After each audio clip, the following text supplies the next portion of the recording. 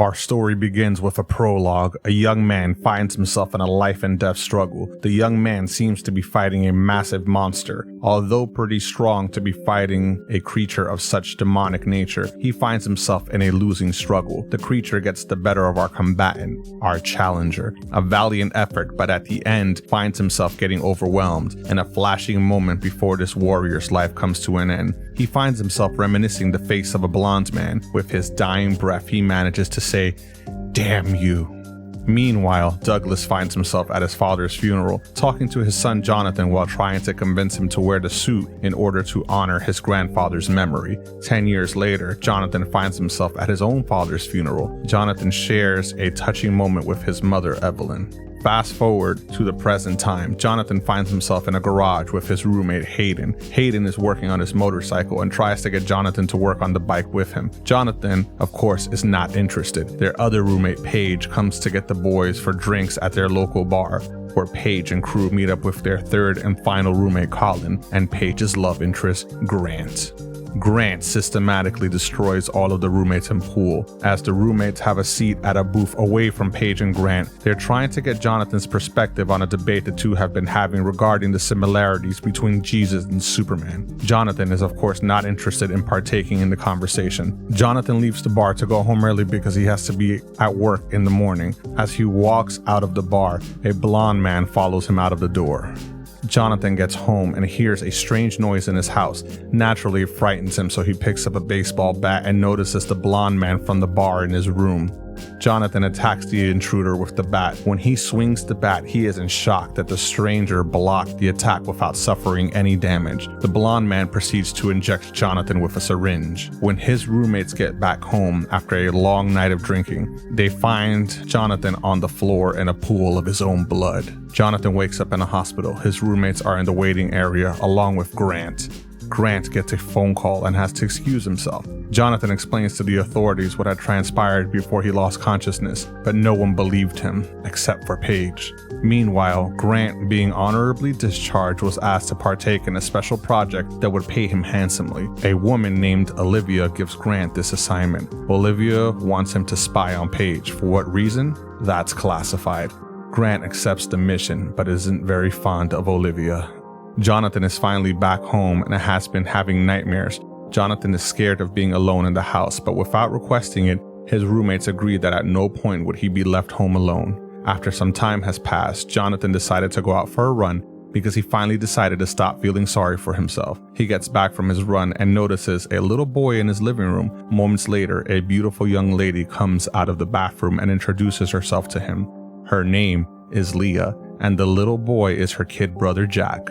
Jonathan is wondering why two strangers are in his living room. He later discovers that his roommate stepped out of the house to get something and asked if Leah could watch over him. Jonathan is noticeably shy and attracted to Leah. Who could blame him? Later on, that same evening, Jonathan is in the living room with his roommates when his chest begins to glow uncontrollably. His roommates are of course in shock, with this looking like something straight out of a comic book. Hayden and Colin have Jonathan test his strength after he inadvertently destroyed a coffee table. To their surprise, Jonathan has super strength. Jonathan begins to have a strange feeling, asking his roommates to turn on the television. A monster appears on the news not far from where they are located. The monster is hurting innocent people, and Jonathan hears the creature utter the word "Challenger." No one but him understood what this creature said. Hayden and Colin, with their overly developed imaginations, put two and two together and decided that Jonathan should face this creature before more innocent people die. Jonathan makes his way towards the monster, almost as if he could sense the exact location. After a life and death struggle, Jonathan manages to get the better of this creature due to its arrogance and ends up drowning this massive being. It looks like they can't swim, something to note for later. However, Jonathan wasn't out of the woods yet, as his life and death battle left him injured and wanting to die. The blonde man shows up and pulls Jonathan and the creature out of the water. Without much time to waste, the blonde man asks Jonathan to break the stone that he acquired from the inside of this creature. The blonde man, not having much time, informed Jonathan to meet him at the park where he runs. His name is Hayer. Jonathan then suddenly finds himself back in the living room with his roommates moments before he experienced this crisis. His roommates are none the wiser, almost as if this never happened. Jonathan agreed to meet the blonde man, now known as Hare, in the park. Hare begins to explain to Jonathan that the monster he fought was actually an alien from a different dimension, and Jonathan has 2 more months before the next alien reaches their world. The two share some back and forth words, but being that Hare had to leave, gave Jonathan some last-minute advice. The device that's implanted inside of Jonathan will only be as strong as the user that wields it. So in other words, Jonathan has to start working out. Hare ends up teleporting to an unknown world where he speaks with his brother, Malchior. We discovered that these aliens are called the Ferox, and that Hare and Malchior seem to have some sort of agreement between human and Ferox. Meanwhile, Jonathan meets up with Grant at the gym. Grant, however, didn't seem very interested in actually training Jonathan. Lincoln, the gym trainer, notices Jonathan's horrible form and decides to become his personal trainer. Jonathan ends up asking his boss, Mr. Fletcher, if he'd be able to pick up some more ships because he needs the money in order to fund the upcoming battles that await him. His boss, of course, agrees, being that Jonathan is his hardest worker. As Jonathan finds himself sleeping, he is being constantly plagued with nightmares of the Ferox and dreams of his father. Jonathan finds himself watching Rocky with his roommates. As some time later on progressed, Jonathan finds himself training more and more at the gym, knowing that he has to get his body physically stronger in order to deal with the upcoming challengers. Lincoln is of course surprised with how much progress Jonathan has made in such a short amount of time. Jonathan later asks Lincoln if he knows anyone that would be able to help him fight. Lincoln, with his gym connections, of course knew someone that would be able to help Jonathan. Leah, the literal girl next door, finds herself at the house more often. Paige and Leah wanted Jonathan to go out with them and have some fun, but Jonathan refused. Although he really seems to like Leah, Jonathan's training is more important at the moment. Paige finds herself questioning why Jonathan didn't want to tell his mother about the incident. Jonathan felt that he didn't want his mother to worry, so he didn't want her involved. Hiding this piece of information has been slowly building resentment, being that Paige and Jonathan's mother are good friends. Jonathan had slowly been building the garage into a gym. Jack, Leah's kid brother, found himself hanging out more and more with Jonathan and his roommates in the garage, while Hayden talked about Batman versus Superman.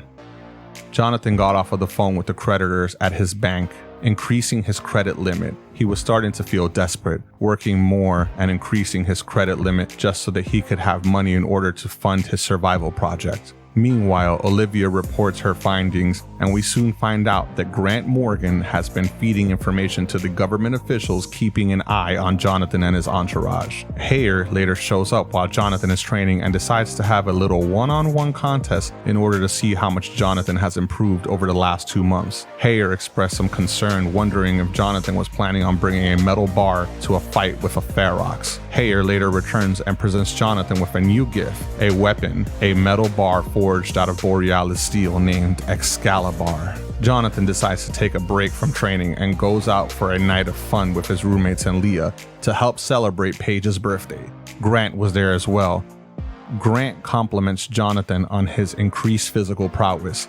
After Grant receives a phone call, he returns back to the bar and starts to pick a fight with Jonathan. Grant eventually takes the first strike. Although he is a superior opponent because of his military training, Jonathan survived hell with a monster and was not afraid of Grant. Jonathan managed to get the better of Grant and left him with a black eye. Grant blew his cover and let Jonathan know that he is being watched by a government agency. After that night, Paige broke up with Grant, and Grant was taken away by men in suits. Hayden had been staying up late night praying for his friends. As Hayden and Jonathan have a heartfelt conversation, all of a sudden Jonathan's chest begins to glow. Once more, we all know what this means from the first time it happened. Jonathan grabs his Excalibur, races off to face the Ferox. Things were a little different this time. Jonathan was no longer unprepared. He had been training for several months for this inevitable showdown. The creature seems different than the first one that he fought, but after a crazy life and death struggle, Jonathan once more manages to gain victory over the Ferox. Jonathan meets once more with Hare, and they speak about Jonathan's victory. Jonathan had mentioned that the Ferox called him Brings the Rain, and that the name of the Ferox was Dams the Gate. Once Hare heard that name, he quickly rushed off. From this point on, nothing would ever be the same again. Jonathan knew that going forward, he would be getting Ferox invasions more frequently. Meanwhile, a young lady appears to be riding a motorcycle. Her destination, Seattle. The end.